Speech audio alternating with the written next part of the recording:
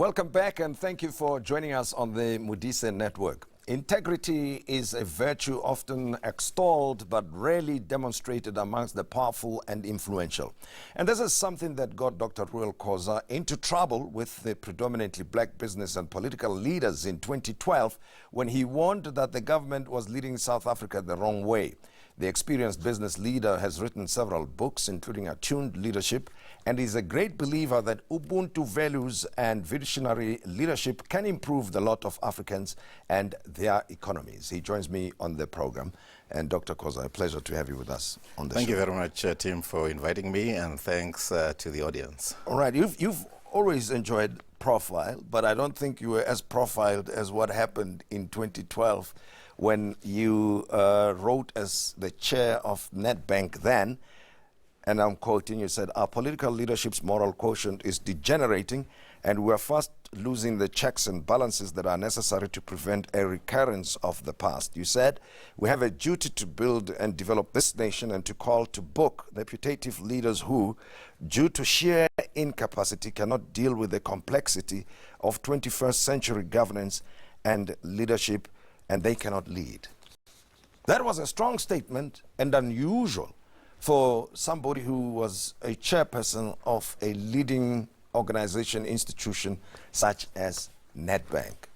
What was going through your mind at the time? And of course, we'll touch on the reaction to that statement. Yes, I felt very strongly that the leadership that we had from the first two presidents was beginning to crumble. And a number of things that were untoward were beginning to emerge. And the leadership of 2012, in a very real sense, actually failed to lead like 21st century leaders should lead. And what do I mean by that? For a number of reasons, I think they were falling short. For one thing, they, in my observation, could not deal with complexity. For another, they could not understand the fact that the world had become a neighborhood, and globalization was going to swamp us unless we actually learned how best to swim amidst that. For yet another, what I observed was that they failed to understand that a political leader is actually leading a political economy and not just a polity. And that leadership actually went way beyond sloganizing and the popularized singing. That leadership is not a function of being tossed ashore by a wave of populism. You actually had to have substance, and you had to prepare yourself, and to go beyond merely thinking lightly about being of service to a nation, to lead South Africa Incorporated. But very, very importantly, I felt that they tended to fail on a crucial element, which element is moral authority. The moral quotient, as I said, was degenerating. And there is a sense in which I wish they had listened to what I was warning about at the time. I'm going to come back to that because, you know, it's 6 years ago. As I was preparing for the show, I thought about it. I said, you know, it's a squandered 6 years from your point of view, I can imagine, when you reflect on it, right? Certainly. Yeah. I mean, you were saying this, and then the reaction to your statement. Did you anticipate the backlash? To a degree, I did anticipate that, but I believe leadership from time to time behoves one to take a position and let the chips fall where they may. And at the time, I was in a leadership position, chairman of one of the major banks in the country, and I had to warn my stakeholders, not just the shareholders, stakeholders here and abroad. I would have been remiss had I not actually articulated that particular stance. So there is a sense in which I did anticipate that the leadership that were, or what I referred to as the putative leadership, was going to descend on me like a ton of bricks.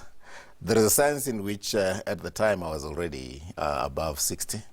And when you get to be that age, I believe you can take a stand. And unless you can take a stand at that sort of stage, you're not likely to take a stand. And also, fear was no longer a factor. Yeah. Because around that time, I think the average lifespan of an average South African was 57. And I was 63, so I was statistically dead, essentially, in a manner of speaking. Yeah. So there was no fear. I knew I mean, there'll be those who would attack, but so be it. It was not really, for lack of a word, fashionable for people who held positions such as you did at that time to speak out frankly in the manner that you did. And I can recall or even imagine that you would have been called names such as being a stooge of white monopoly capital, that you're working for whites, this and the other. And as an individual whose existence is a black lived experience, right? And most of the things that inform your thinking come from that experience, I'd like to believe. How did you feel when people say you can't say things the way you are saying them as a black person, as if those kinds of statements should be made by people of other racial groups? But fortunately, from a fairly early age, I did strive to be authentic to my own person. The first job that I had was actually as a lecturer, and I lectured in psychology at the University of Limpopo. And I was very popular with the students because my presidency of the University of the North Psychology Society, the theme of my presidency was decolonizing the African mind. And that is what actually put me into trouble with the authorities that were in 1974. So being authentic and standing for something was not entirely new. That, in fact, is what actually gave me the motive force to actually take a stand and say to the political economy out there and in here, as in the bank, let the chips fall where they may, but the world has got to know certain facts about the putative leadership of the time. Now, that concept, that thinking of decolonizing the African mind is still important now as it was then when you were a lecturer, I would like to believe, right? So what is the premise of it in the first instance? And when you go back in time to now, why has our society not succeeded that much? I would like to believe, you tell me what you think, that this decolonization of the African mind has not really happened to the extent that it should have happened. I think one of the biggest problems that we face as a nation is that we don't build institutions. People come up with thoughts that might actually be very, very crucial to nation building. And those that you work with don't back you up. And those that succeed you don't build on the institution. You take, for instance, even the concept of the African Renaissance, which was championed by Thabo Mbeki first through his Millennium Africa plan, and later on through his African Renaissance, and arguing that the 20th century should be the century of Africa. What happened when he was succeeded by somebody else? Nobody actually built on that. Even as we speak now, you cannot tell me of an explicit African leader. Paul Kagame to a degree, but I don't believe he's championing the cause of Pan-Africanism the way that it actually deserves to be championed.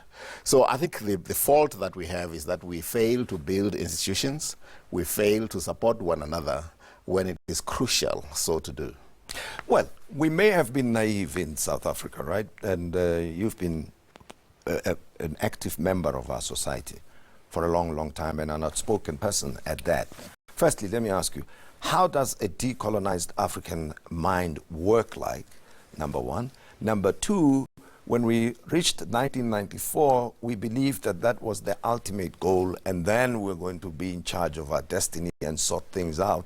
But again, we're not, now in 2018, we're at each other's throats feeling like we're really not getting anywhere, probably more divided now than ever. Yeah. But decolonized African mind seeks to understand its history. It seeks to understand how it came to be where it is. It seeks to understand that there was a period of colonization, a period of slavery, a period of apartheid that effectively dehumanized those of indigenous African origin. And having understood that, It seeks to understand what, in fact, it should be standing for now.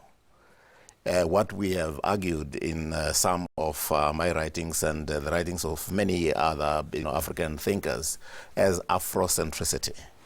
A decolonized mind actually says, I will take Africa as my point of departure. I'll take Africa as my anchor. What does that mean? That actually means that you have to understand your history and tradition. You have to understand your culture.